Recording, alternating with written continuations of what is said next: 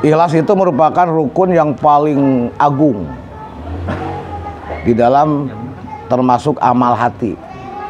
Jadi di antara amal hati, pekerjaan hati yang paling besar, yang paling agung adalah ikhlas. Karena keikhlasan itu merupakan berebutannya semua ibadah ke situ. Karena kalau amal tidak pakai ikhlas, tidak ada ikhlas, sama kayak patung, tidak ada ruh. Sama dengan patung ada ruhnya. Al-amal suwarun qaimah warwauha wujudi siril ikhlas. Ruhnya adalah adanya keikhlasan. Hal ini diperintahkan oleh Allah di Al-Quran. Wa ma umiru illa liya'budullaha mukhlishina lahuddin. Tidaklah diperintahkan orang mukmin ahli kitab kecuali harus mengabdi kepada Allah Subhanahu wa taala dengan ikhlas. Lahuddin, taatnya dengan ikhlas kepada Allah. Bahkan kalau seandainya amal kita tidak ikhlas, maka amalnya nggak diterima, nggak ada nilai di hadapan Allah.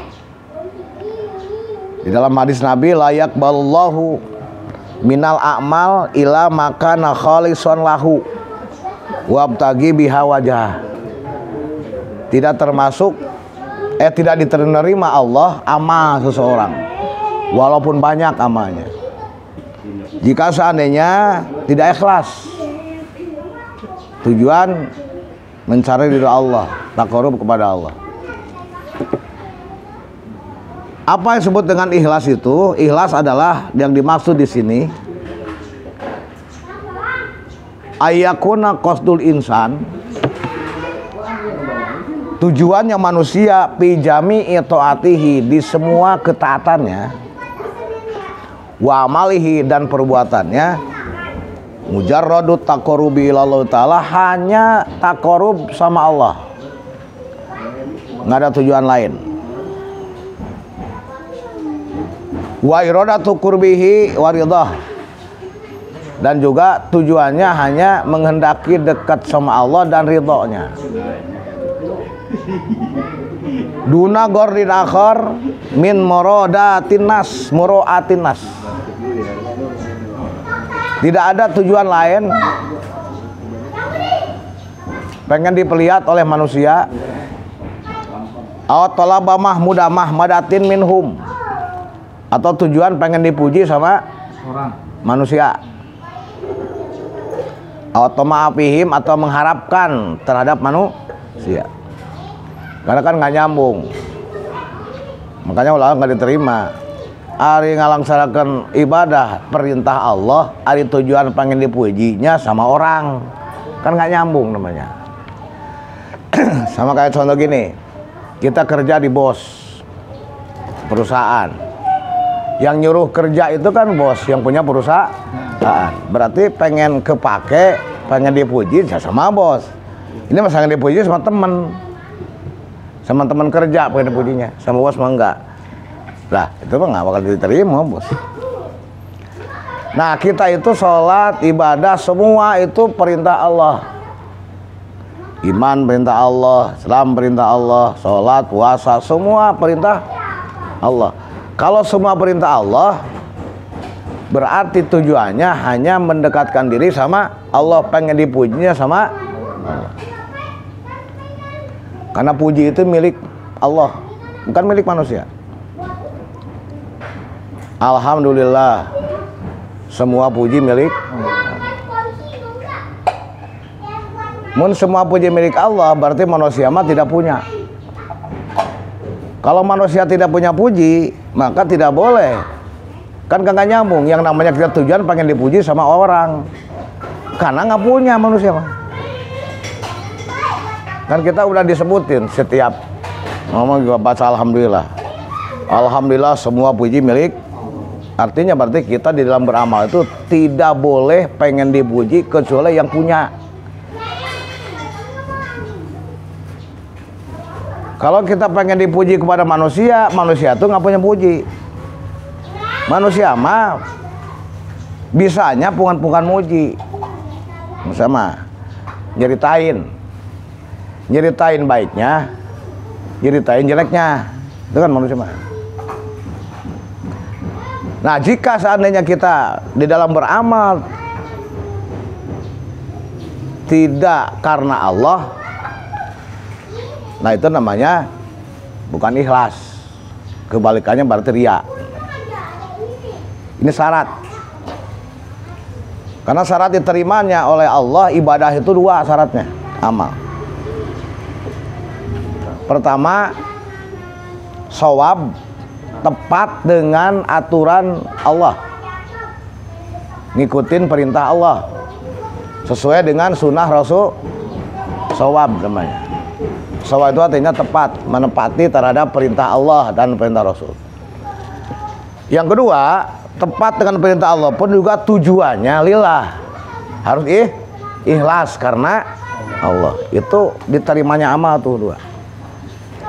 Salah satu tidak ada di antara dua ini nggak diterima. Ikhlas sama, tapi cara jalaninya tidak sesuai dengan petunjuk Allah. Sholat sesuai dengan aturannya. Sholat dohor pernah jam 10, tapi ikhlas. Tapi ya ikhlas. Kan amal yang penting ikhlasnya. Tapi tidak tepat sesuai dengan aturan Allah. Cara sholatnya tidak sesuai dengan salat dan rukun, gitu kan? Nah itu tidak diterima tuh, walaupun ikhlas. Atau kebalikannya, kita itu tepat dengan hukum Allah, sesuai dengan perintah Allah, tapi tujuannya pengen dipuji sama orang. Itu pun juga sama nggak diterima. Kata Budail bin Iyad, innal amala idza lam yakun khalisan walau kana sawaban lam yuqbal. Wa kadzalika idza kana sawaban wa lam yakun khalisan lam yuqbal. Amal itu walaupun dia ikhlas tapi tidak benar, tidak tepat dengan hukum Allah, nggak diterima. Dan kebalikannya, tepat dengan hukum Allah tapi tidak ikhlas, nggak diterima juga. Jadi dua-duanya pun juga harus ada. Nah, lebah ini di sini akan menerangkan tentang ikhlas, bukan menerangkan tentang sesuai dengan petunjuknya, karena itu mah udah dijelasin gitu. Karena ini mah menerangkan tentang tujuannya. La maksuda illallah, tujuannya maksudnya karena Allah. Itu ikhlas. Ikhlas itu berat sebenarnya mah. Karena manusia itu sifatnya manusia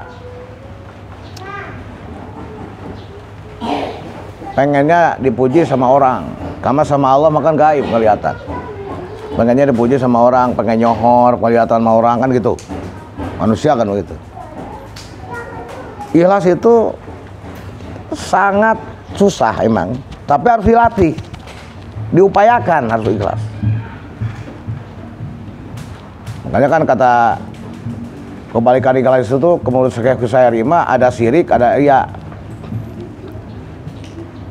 Al amal li adina sirkun, kalau amal karena manusia syirik. Itu namanya sirkul khafi.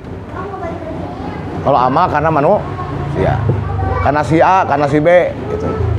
Karena orang, berarti itu syirik. Tarkul amal li adinas riyaun, meninggalkan amal karena manusia juga itu riya. Contohnya, kita beramal ke masjid berjamaah ada di sop depan, pengennya dipuji orang, pengen disebut ahli ibadah, gitu. Itu namanya syirik. Atau kebalikannya, enggak, saya mah pengen, nggak mau dipuji orang, itu nggak mau ke situ, ada di belakang aja, ada tidak di sop depan, riya berarti. Karena keterkaitan hubungan sama manusia, baik dijalankan atau tidak dijalankan, semua pun itu kagak ikhlas. Ai ikhlas mah yabtagi wajah Allah, karena Allah, itu ikhlas namanya. Kalau tujuan dunia dalam arti tujuan dunia ya dari Allah, itu masih kategori ikhlas. Kalau karena Allah. Ada tingkatan ikhlas itu yang disebut ikhlas ada 3. Satu, ada tingkatan ikhlas mubtadi. 2, ada tingkatan ikhlas abidin. 3, ada tingkatan ikhlas muhibbin. 1, ada tingkatan ikhlas yang mubtadiin. Mubtadiin artinya baru belajar. Baru belajar. Jadi orang yang baru TK atau SD dah. Tadiin nama. Tapi ikhlas. Disebutnya oleh Allah dinilai ikhlas dah. Karena sedikit pun tidak ada hubungan dengan manusia. Pengen dipuji orang ada. Karena Allah. Hanya ada kepentingan. Pengen dunia dari Allah, bukan dari manusia. Kita baca sholawat, pengennya diberkahkan rezeki. Kita sholat duha, pengen dilancarkan usaha. Kita sholat tahajud, pengennya naik pangkat. Termasuk kita sedekah, pengennya Allah ganti yang lebih banyak supaya kaya. Nah, itu berarti kepentingan masih kepentingan dunia. Tapi udah putus dengan manusia. Semuanya mintanya kepada Allah. Oleh Allah dinilai udah ikhlas dah. Tapi ikhlasnya anak TK gitu. Mubtadi. Gitu. Kan itu merawan yang tadi mah. Coba kalau misalnya Allah kagak dikasih berhenti. Ini dikir pokoknya nih, pengennya usahanya maju. Ulah kagak, itu usahanya malah rugi, bangkrut. Udahan tuh. Baca sholawat 4.444 supaya dibukakan semua rezeki dari Allah. Malah bangkrut usahanya, berhenti. Itu. Sedekah. Maunya sedekah supaya Allah ganti dengan harta yang lebih banyak oleh Allah. Jadi itu hitungan dia mah, itu hitungan. Makanya disebut dikirnya pun juga disebut kalau ulama ahli dikir mah dikir asma namanya. Hari lisannya mah baca sholawat, lisannya mah baca dikir la ilaha illallah, tapi hatinya mah duit gitu. Jadi dikirnya cuma nama dikir asma namanya. Ada sholat, tahajud, sholat duha, tapi hatinya mah duit, tujuannya mah gitu. Bukan taqarrub kepada Allah, tujuannya gitu. Tapi itu oleh Allah karena putus keterkaitan dengan manusia masih di kategori disebut tapi yang seperti itu tuh rawan. Ya kan yang namanya Allah memberikan kepada kita atas kehendak Allah. Coba kalau Allah tidak menghendaki, kemauan kita kan dikabulin, kan bisa mutung. Bisa ngambek anak TK mah kan begitu. Anak TK mah, contoh anak TK dikasih maunya sekolah itu karena ada uang jajannya. Kan gitu. Coba kalau nggak ada uang jajan, anak TK, anak SD mau sekolah nggak? Nggak bakal. Kalau tidak dikasih uang, nggak bakalan.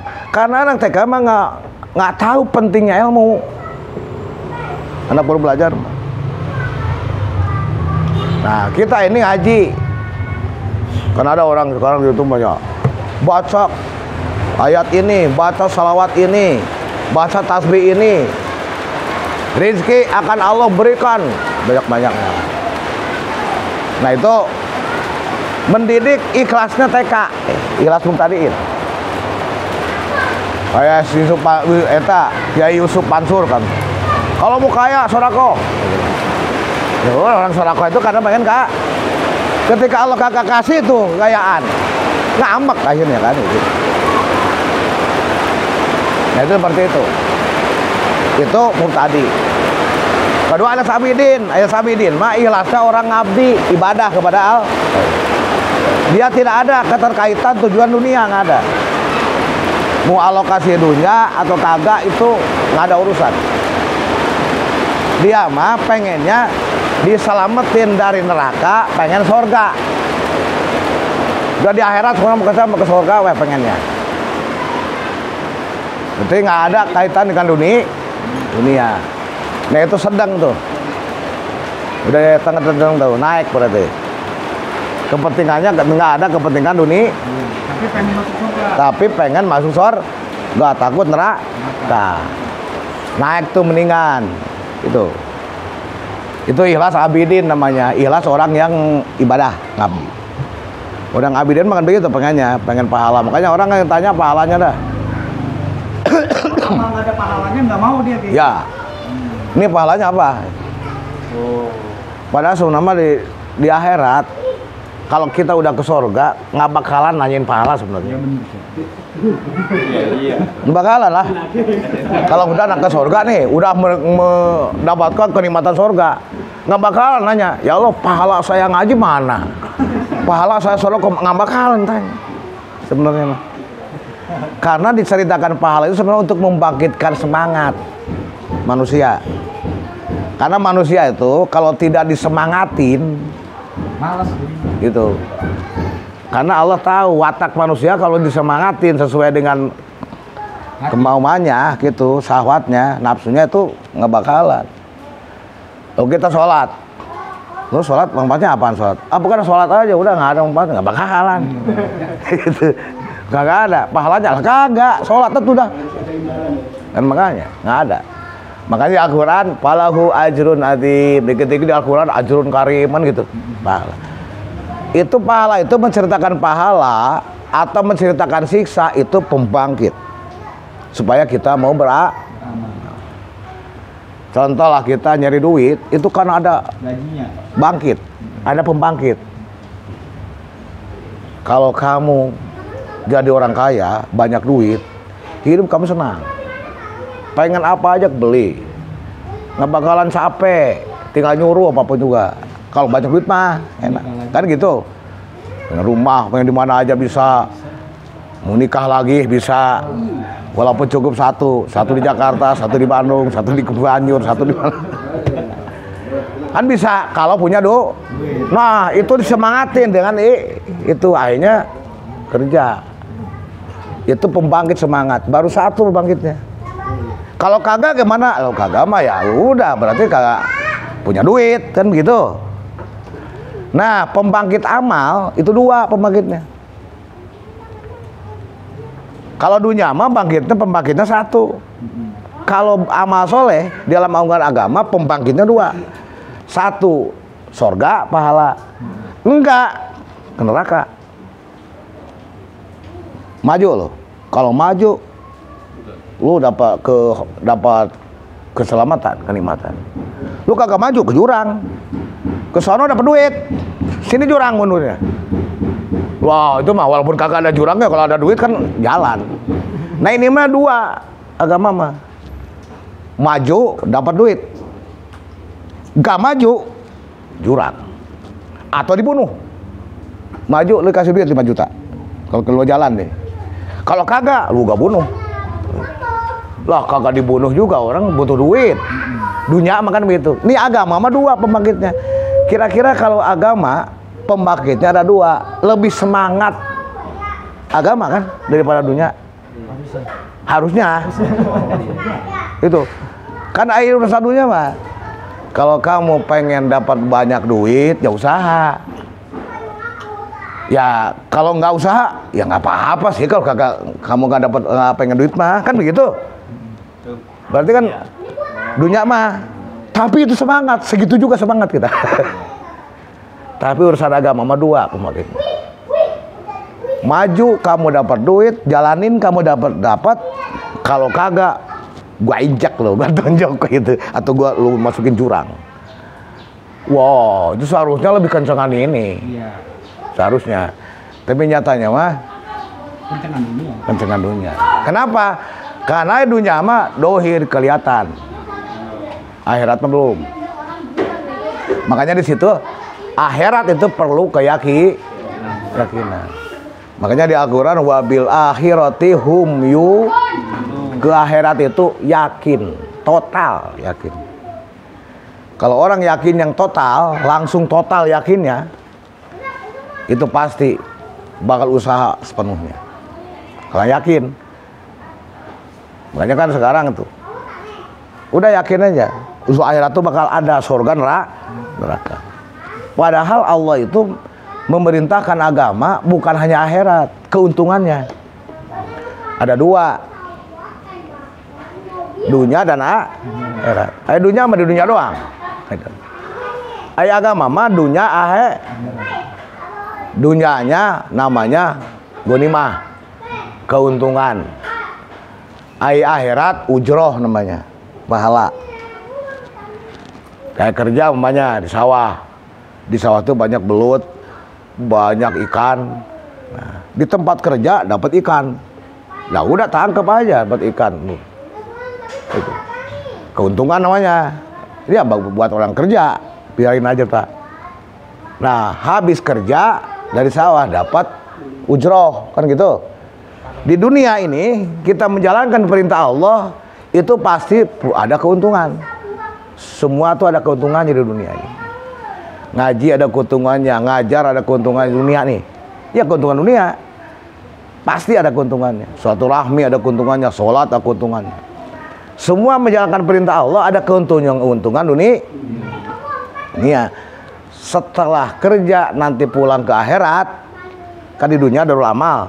Kita pulang mati, pulang ke akhirat dapat ujroh.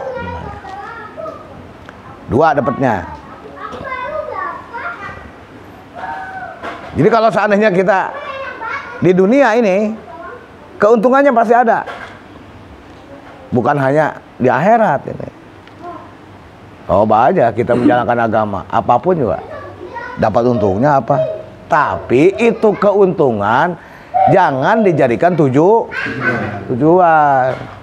Karena itu keuntungan yang tujuan mah itu akan meleleh terhadap pekerjaan, menyanyiakan nanti akan dipilih yang ada untungnya. Kayak kita maunya di sawah macu tuh, tujuannya ngalah belut, bukan tujuan kerja. Akhirnya nyari suatu apa? Nyari daerah yang banyak belutnya. Ini nggak ada belut, pindah. Akhirnya itu ngacak-ngacak pekerjaan namanya. Nah orang yang tujuan dakwah, ngajar, tujuan apapun, tujuannya tujuan belut. Itu ngacak-ngacak pekerjaan, nyari perintah agama yang ada untung. Yang tidak ada untungnya mah diting. Kira-kira kalau ada karyawan seperti itu, yang punya sawah nih, kira-kira kepake kan besok? Lo mah bukan mau kerja, nyari belut. Kan gitu. Ngacak-ngacak pekerjaan jadinya itu. Pindah sana, ini belum selesai, pindah sana, pindah satu. Padi tadi. Gitu. Nah, akhirnya di dalam agama itu jangan sampai begitu. Nyari yang ada untung, yang tidak ada untungnya menurut dia kagak dijalanin. Padahal tujuan kita bukan nyari belut, bukan nyari untung, tapi darul amal, mengerjakan pekerjaan Allah. Perintah Allah. Nah itu seperti itu jangan tujuan. Tujuan mah tadi takorup kepada Allah. Pengen kepake sama yang punya lahan, pokoknya kan udah kerja, dan juga pengen buruhan nanti setelah pulang. Itu aja boleh. Karena itu mah tidak mengganggu pekerjaan. Ujroh mah, karena ujroh mah dikasihnya setelah selesai. Kasih itu ujroh. Keuntungan yang dapat waktu kerja mah namanya gonimah, namanya iktanim, keuntungan namanya. Jadi kita itu ada keuntungan di dunia, jangan bukan hanya akhirat. Allah akan berikan dua-duanya.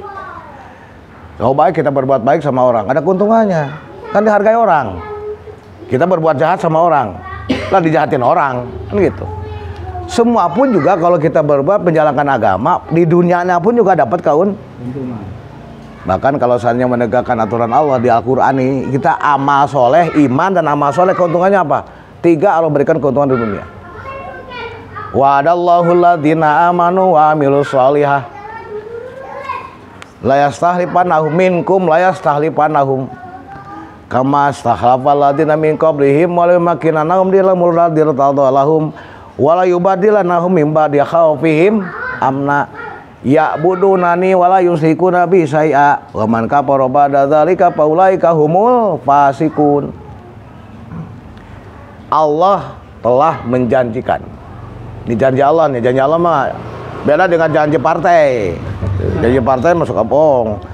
Tapi kan masih dipercaya ada 5 tahun sekali, walaupun kemarin dibohongin juga tetap aja. Kali aja sekarang bener gitu. Ntar kali lagi. Allah menjanjikan la yukhliful mi'ad. Tidak akan soleh dan menjanjikan Allah kepada siapa? Alladzina amanu wa amilus sholihah, kepada orang yang iman dan beramal soleh. Dari amal soleh itu amal yang sesuai dengan yang diimani, itu amal soleh namanya. Soleh itu artinya dari kata suluh, suluh itu artinya damai, sesuai, rapi, tidak bertentangan. Iman kepada Allah, iman kepada kitab Allah, iman kepada Rasulullah, di prakteknya kita ngikutin, bergantung sama Allah, mengikuti kitab Allah, mencontoh Rasul. Ini prakteknya, itu namanya amal soleh. Kalau imannya kepada Allah, kepada Rasulullah, kepada kitab Allah, prakteknya tidak ngikutin kitab Allah, itu berarti bukan amal, nggak soleh itu amalnya. Itulah soleh, gambarannya soleh begitu.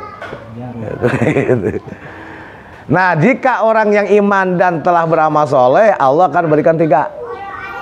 1, akan jadi penguasa di bumi. Di antara amal soleh itu akan jadi penguasa di bumi.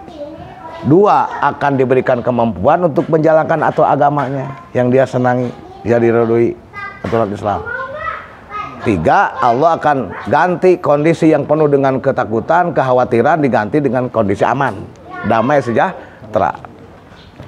Itu di dunia aja janji Allah akan seperti itu. Kalau sekarang, kok kenapa sekarang belum? Umpamanya sekarang belum, udah atau belum dikasih? Orang amal soleh mukmin jadi khalifah fil ardi. Sekarang udah? Belum. 2, mampu menegakkan agamanya, aturannya yang dia senangi. Bisa? Belum juga.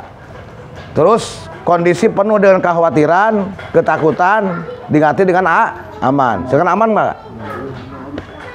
Nah, berarti tinggal evaluasi diri.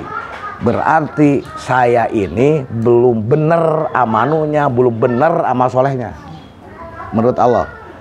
Karena yang nggak nilai benarnya menurut Allah bukan kita. Karena kayak yang nyuruh iman dan amal sholatnya Allah, berarti yang menilai benar salahnya siapa? Allah. Ini kadang kita yang menilai. Kalau guru ngasih soal kepada murid, yang ngebenerin yang ngasih soal gurunya. Ini benar menurut murid, nggak bakalan. Pak, ini kan merusak, benar saya mah. Kata gurunya salah loh. Koko, kita.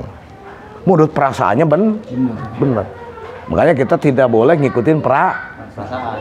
Bagaimana menurut Allah benar maka kagak gitu. Karena yang nyuruh amal, iman, Allah. Banyak orang yang slogan belajar baca Quran sesuai dengan ilmu, benar dan salahnya. Sholat, puasa harus sesuai dengan aturan syarat rukunnya puasa apa, syarat rukunnya sholat apa. Tapi saya sampai sekarang ini belum pernah ada yang nanyain pengen diteliti iman. Belum ada yang nanya. Saya coba sholat saya itu benar apa salah. Syarat iman, syarat sholat puasa, baca Quran.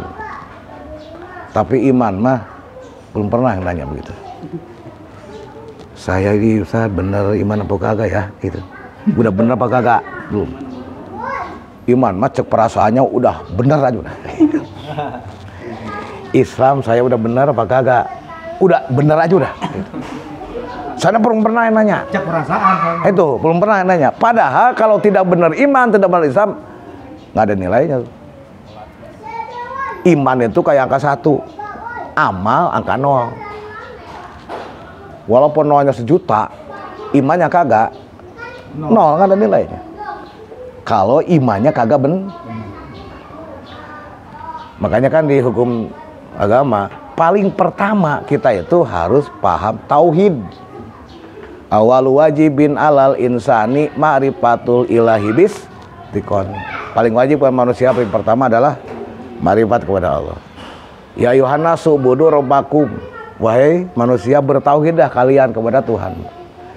nas manusia. Berarti yang awal yang diperintahkan adalah sekarang kalau ngerti tauhid pada kagak mau. Karena tauhid itu membenarkan iman kita. Sah dan tidak sahnya iman. Kalau imannya sah mah amal sedikit pun juga ada nilainya. Tapi kalau nilai imannya tidak sah, walaupun amalnya banyak ya nggak bakal. Tapi jarang orang nanya begitu.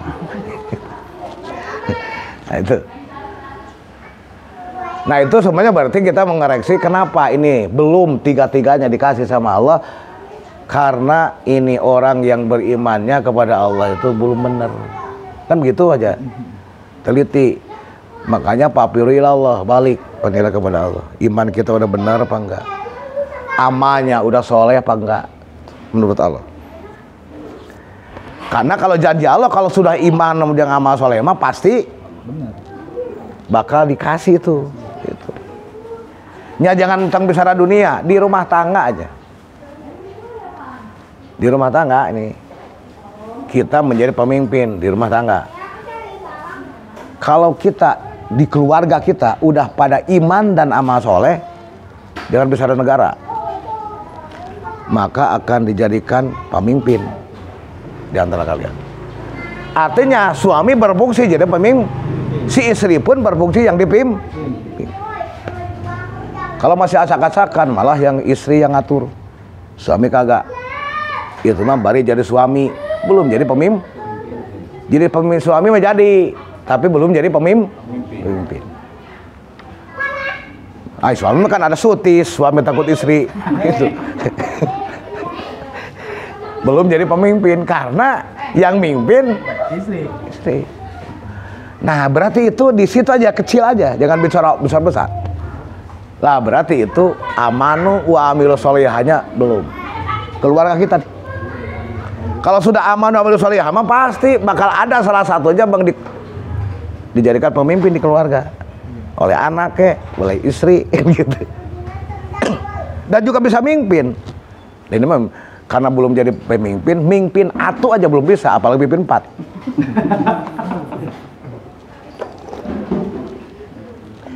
Kalau di rumah tangga belum bisa mimpin, apalagi mimpin negara.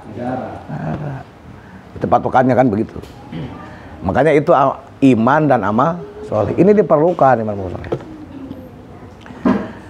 Nah itu tujuan begitu. Itu ikhlas abidin.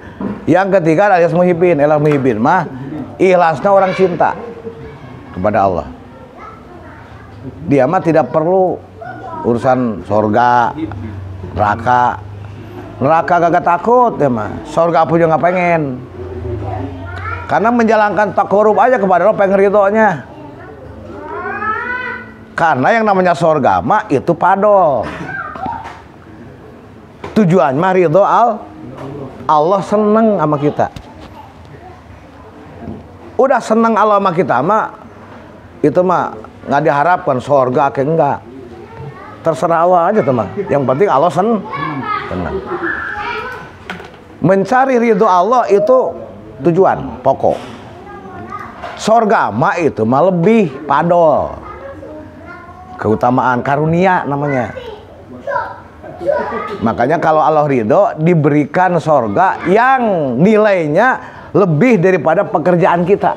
Nilai pekerjaan nggak ada apa-apanya pekerjaan kita dibanding dengan pemberian Allah surga. Itu. Makanya kan bahasa Abu Nawas ada ilahilas tulil firdausi ahla wala aqwa ala naril jahimi Fabli taubata waqfir dunubi fa innaka ghafirudz dzanbil adzimi. Itu kan syair Abu Nawas.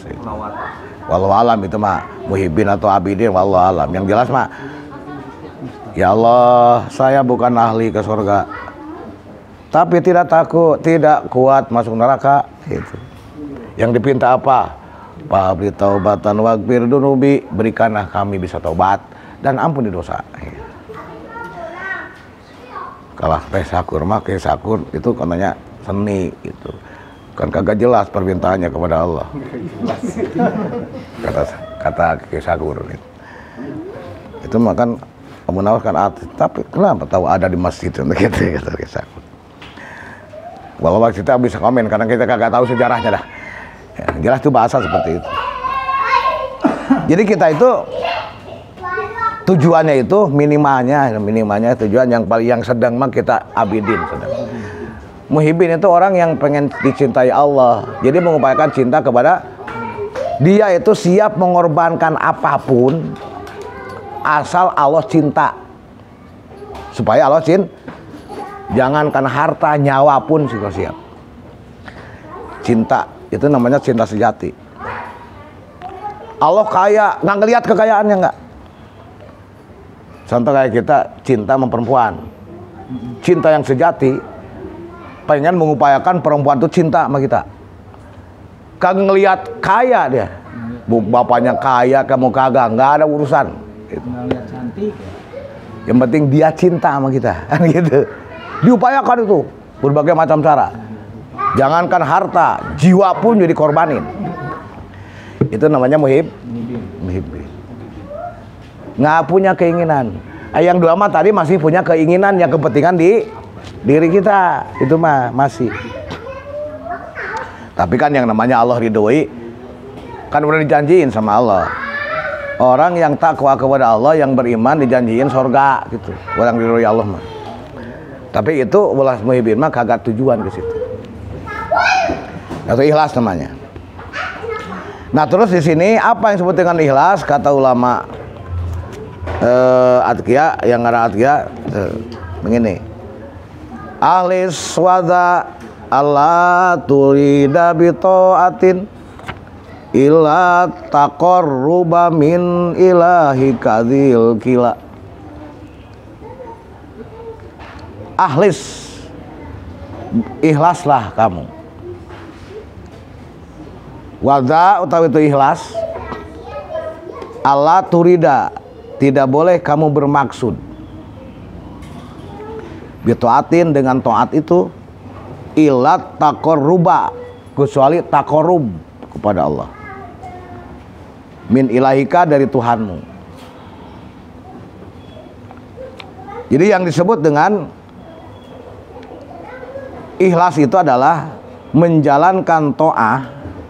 Ari to'ah itu artinya, definisinya adalah fi'lun yuwafiqus syar'a. Itu namanya to'at.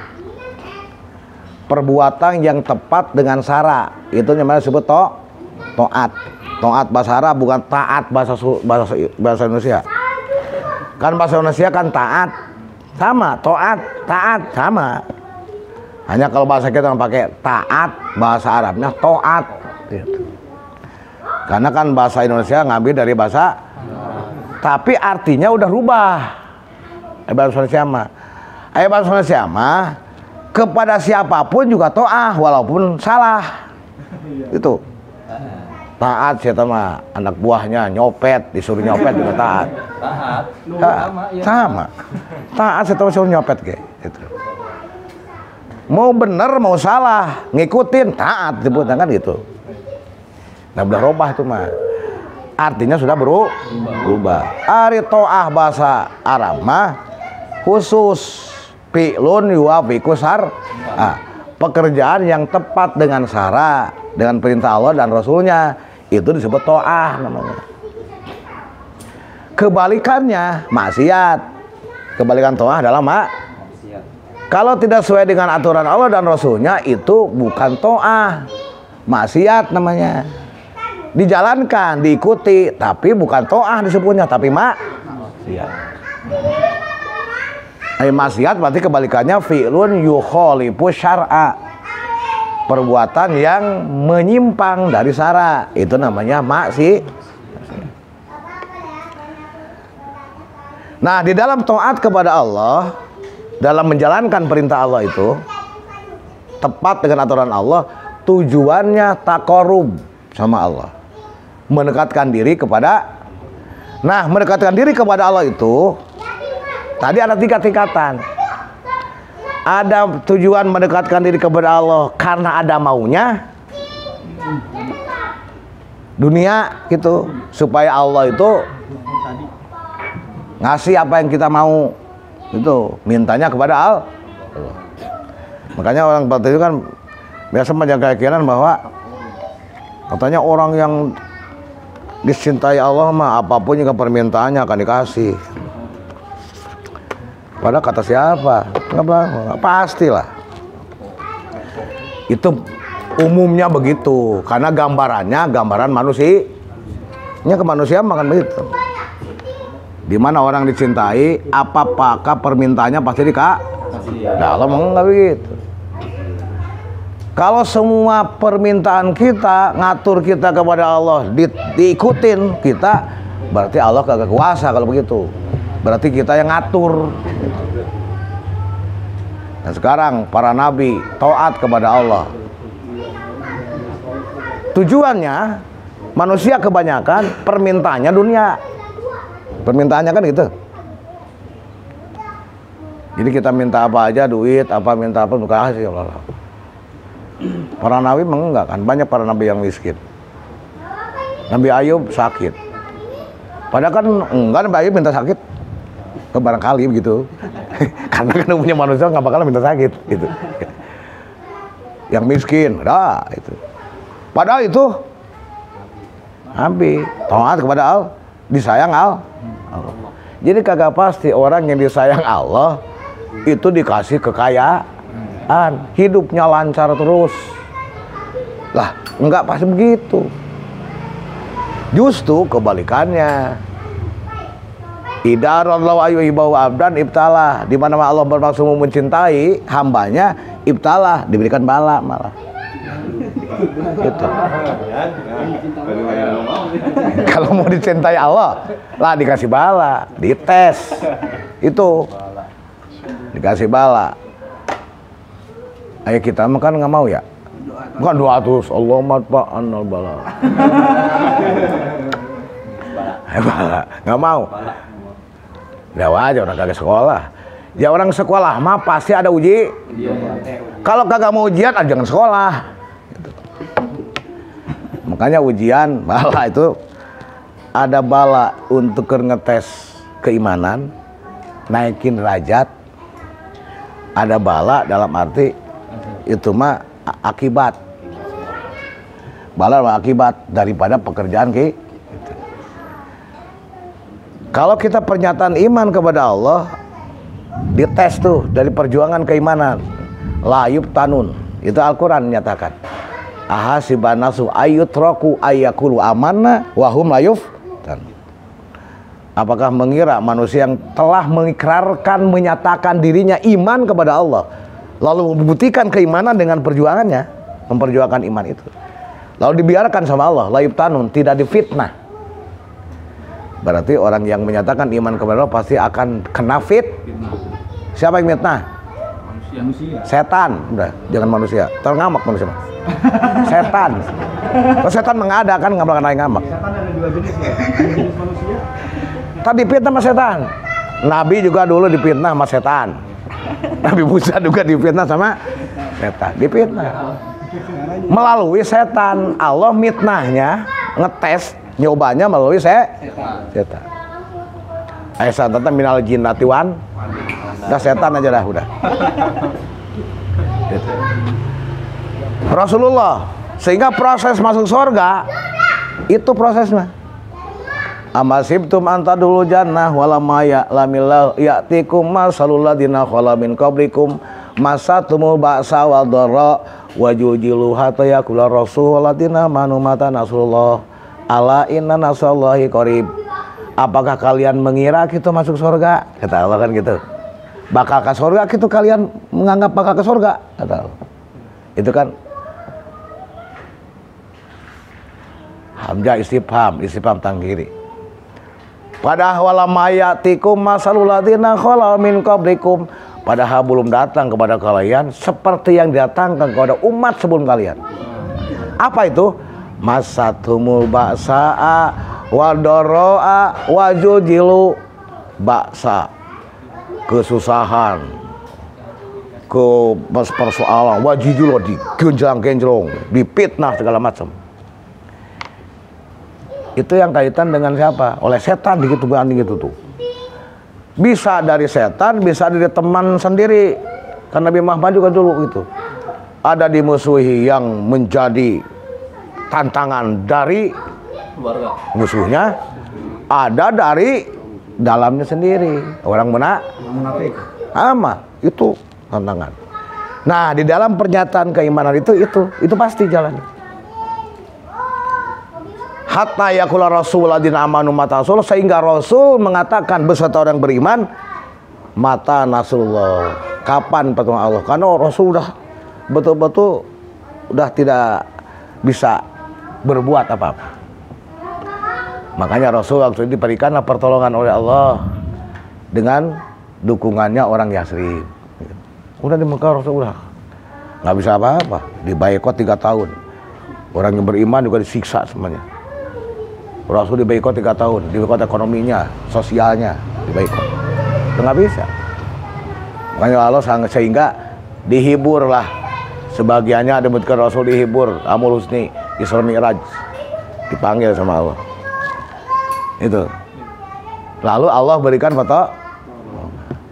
Jadi datanya pertolongan tuh karena ada usaha. Betul-betul ada usaha, layak ditolong. Makanya kalau kita belum datang pertolongan, jangan nyalain Allah. Koreksi diri kita. Apakah layak ditolong sama Allah? Itu. Jangan minta tolong tapi kagak apa-apa. Kita juga di sini, tolong ini. Kenapa, Pak? Lah kagak ngapa-ngapa. Tapi minta Allahumma ansurna wal muslimin, ya Allah, tolong kami. Kenapa kamu? Lah kagak, orang tansurullahnya kagak. Kan datang pertolongan mah Allah mah insan surullah yansur. Syaratnya harus menolong agama.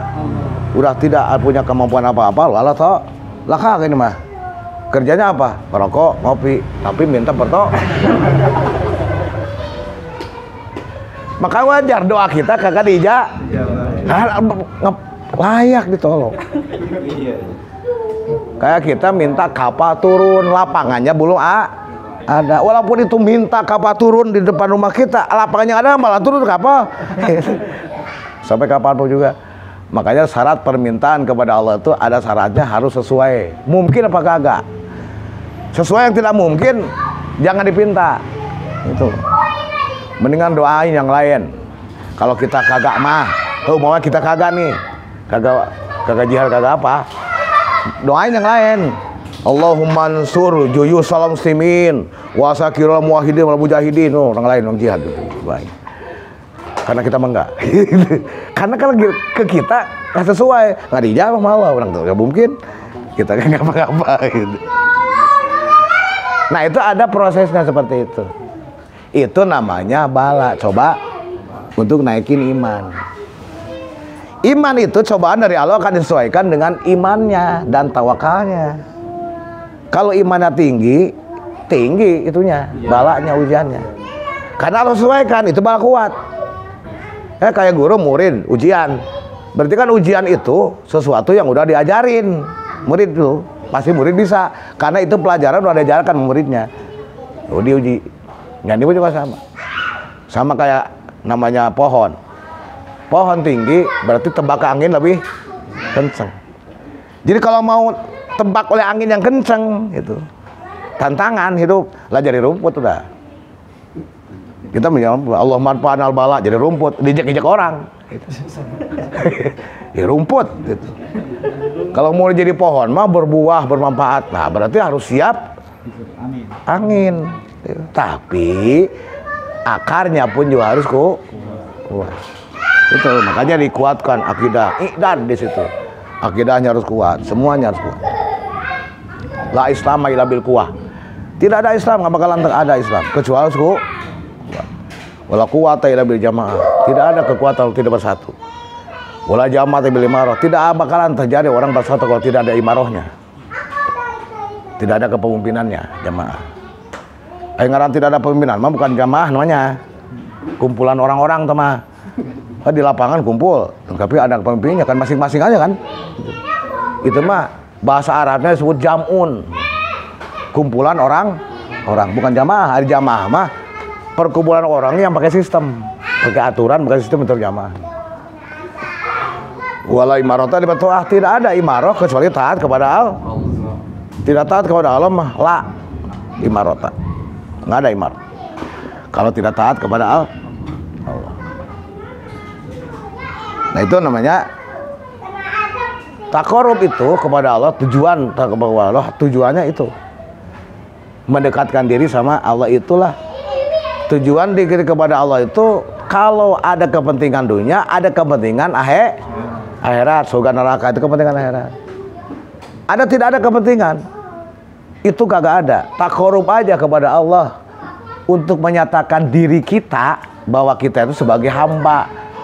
Hamba Allah itu, hamba itu harus taat patuh kama sayyidnya, membuktikan litah kikil ubudiyah itu alifin, karena kita hamba Allah.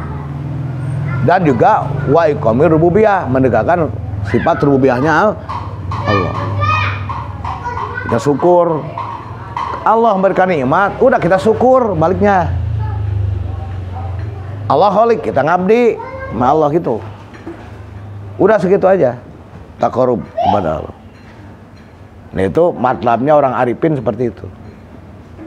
Matlabul arifin mah urusan selain itu, kesitunya Allah memberikan pahala dan tidak, itu mah bukan urusan kita, urusan Allah. Tapi itu diomongin mah gampang sebenarnya. Tapi dipraktekin mah kita belum tentu nyampe ke situ. Karena kita masih mubtadi kan gitu. Kita masih lah mubtadi atau abidin. Tapi itu harus meningkat dengan keikhlasan itu.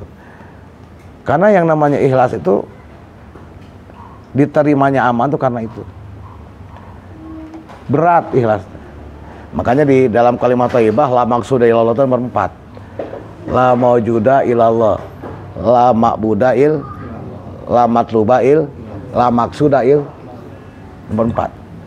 Jadi untuk nyampe bertemu sama Allah itu melalui 4 pintu. Maujuda illallah, ikhlasan di situ. Tidak syirik di situ. Lama budaya Allah, tidak syirik juga di ma'budnya, tidak syirik di matlubnya, dan juga di baru nyampe. Lewat tuh di situ 3 mah. Pas ketika lamak sudahnya kagak. Tujuannya karena manusia ketemu sama Allah enggak? Wa marjarju liqa rabbihi fal ya'mal amalan sholiha. Siapa orang yang mau bertemu sama Allah, beramallah soleh tepat dengan aturan Allah. Dan di dalam beramal pun juga wala yusrik bi ibadatir rabbihi ahada. Tidak boleh musyrik di dalam mengabdi kepada Allah. Kalau kita mau menghadapkan presiden, tamu presiden nih ada 4 pintu. 1, 2, 3, 4 baru bisa nyampe. 1 bisa tuh, 2 bisa. Pas keempatnya kagak bisa. Kagak ketemu kan? Pulang. Gimana nih? Ketemu aneh. Wah, 3 pintu wah udah dobrak nih 3 pintu. Bukan, saya mau tanya, tujuan kamu kan bertemu sama presiden kagak? Kagak, pintu yang keempat saya nggak bisa. Oh, sama tuh berarti kalau gitu mah. Sama-sama kagak ketemu. Itu walaupun saya pintu pertama kagak nyampe, kagak dobrak yang pertama. Ente dobrak 3 pintu, hanya pintu yang keempat nggak bisa, tetap ujung-ujungnya kagak ketemu. Sama berarti. Jadi orang yang syirik, orangnya apapun juga sama. Maka syirik itu di dalam wujud, dalam ma'bud, di dalam matlub. Nah, dalam maksud itu harus tauhid kepada Allah. Nah, di sini yang dijelaskan di sini maksudnya. Yang di sini mah yang dibahas. Bukan syirik di dalam urusan tentang akidah ya, dalam aturan. Maka di sini yang tadi disebutkan tuh, ikhlas yang pertama adalah ikhlas pengen dunia, 2 ikhlas pengen surga pahala. Nah yang ketiga mah al amal li'ati anallaha yugnihi fid dunya anin nas.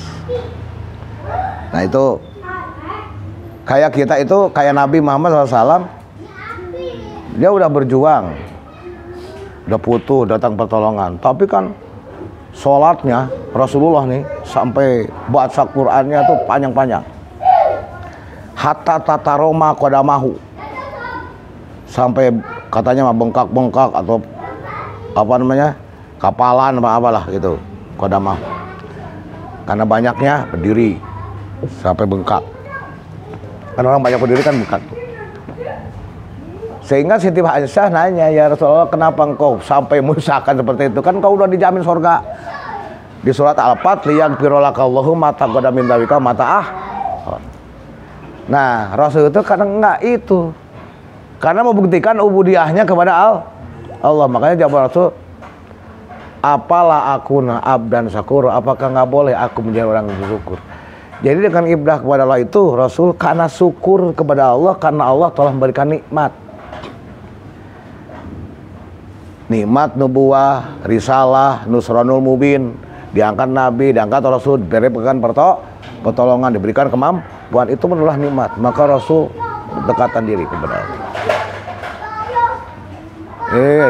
Karena ada orang yang sudah nyampe kepada Allah, diberikan pertolongan, berhenti sholatnya. Rasul enggak begitu, salah itu begitu. Tidak sesuai dengan syariat. Rasul nggak nyontoin seperti itu. Makanya kalau ada orang yang ibadah kepada Allah, udah husul kepada Allah, iman udah hakikat, boleh tidak sholat. Ngaco tuh. Cuma dolun model, siapa yang lebih marifat daripada orang marifat? Hanya Rasulullah. Siapa yang usul sama Allah? Rasul mah udah mukhotobah sama Allah waktu Isra Mi'raj. Lah sekarang ini kagak pernah kan Rasul kagak sholatnya pun juga malah tambah banyak. Makanya kan Rasulullah waktu di masa-masa perjuangan dakwah disibukkan dengan bukan disibukkan dengan baca kulhu, baca tahlil, bukan, disibukkan dengan ketika sudah selesai syariat sudah tegak, baru fasabih bihamdi rabbika wastagfir innahu kana tawwaba. Idza jaa nasrullahi wal fath, di mana telah datang pertolongan Allah. Nah, datangnya pertolongan Allah itu bukan sekonyong-konyong, tapi diperjuangkan oleh Rasulullah. Tuh kehendak Allah tapi diperjuangkan. Diperjuangkan oleh Rasul. Sampai berdarah-darah Rasulullah. Datangnya pertolongan wal fath dan diberikan kemenangan. Dan setelah itu waraitan nasu rabidina faja, lalu manusia berbondong-bondong masuk Islam. Baru perintah Allah fasabih, tasbihkan. Baru Rasul takorub secara pribadi suluk kepada Allah. Karena tugas udah sempurna. Gitu. Lah bukan ngegang kanggo kita senang, udah tugas udah senang lah, udah kagak ngapa-ngapa. Fasabih. Kita jangan ujungnya. Ujungnya doang sebalik. Fasabi aja. Tansurullahnya enggak. Kita harus diupayakan dulu Nasrullah dan Al-Fath. Jangan itu ditinggal. Karena itulah yang akan Allah angkat derajatnya yang lebih tinggi karena jihad di jalan Allah. Makanya disitulah jihad itu harus dengan sabar, nggak bakalan terpisah. Amal sibtum ainta dulu jannah wala maya lamillahu ladina jahadu minkum maya lama diri. Nggak bakalan. Apakah kalian nyangka bakal masuk surga sementara Allah belum mengetahui kepada kalian jihadnya dan sabarnya? Karena jihad dengan sabar satu paket. Sabar harus di dalam jihad bisabi, karena dalam sabar dalam jihad itu penuh dengan tantangan, penuh dengan cacian. Wa yujahiduna wala yakhufuna laupata laim. Jihad di jalan Allah, jangan takut cacian orang yang mencaci. Berarti di dalam jihad bisabillah itu bakal ada orang yang laim, yang mencaci sana sini. Kayak Rasulullah dicaci sebagai orang gila, tukang sihir lah, apalah macam-macam. Apalagi kita yang kesalahannya banyak. Rasul aja yang sempurna tidak selamat cacian manusia. Jadi kalau kita itu pengen tanggapan orang itu pengen semua positif, nggak bakalan. Iya. Ma'ahadun min al-sunin nasi salimun walau dzakan nabiul mutahharu. Tidak akan terjadi seseorang dari lisan manusia selamat, dari cacian manusia itu selamat, nggak bakalan. Walau dzakan nabiul mutahharu, walaupun dia seorang nabi yang dibersihkan. Ini yang pengen dikepake sama orang semua. Nggak bakal bener berarti. Yang namanya di jalan Allah mah pasti ada tantangan itu, maka di situ harus sabar. Sabarnya di dalam jihad. Jihad perlu sabar, sabarnya pun juga di dalam bukan sabarnya lagi nggak punya duit sabar gitu. Nah sabar itu dalam jihad bismillah. Itu mah nggak dididik juga bisa. Urusan dunia mah orang kagak beriman aja lagi bangkrut tuh sabar loh patahnya. Kalau sabar tuh begitu ya ke situ. Orang kagak ngaji juga. Ya udah ini proses. Kegagalan ini merupakan satu kemajuan yang tertunda. Gitu kan kata dia. Dia yang ngomong. Orang kagak beriman mulai tuh. Lebah itu mah lah tuh kudu ngaji tuh mah. Sebenarnya gitu. Lagi nggak punya duit sabar. Dah. Itu kudu haji tuh. Karena orang yang kagak iman pun juga sama seperti itu. Sabar. Kita itu bakal mati. Hak itu bakal sabar. Mati orang mati pasti. Jadi yang namanya rugi untung dalam usaha itu mah udah romantika kehidupan kata Umar Ramalah. Jadi yang namanya Allah berikan bastu dan qabdu kepada manusia itu udah runatilah. Baik manusia mukmin atau kafir sama seperti itu.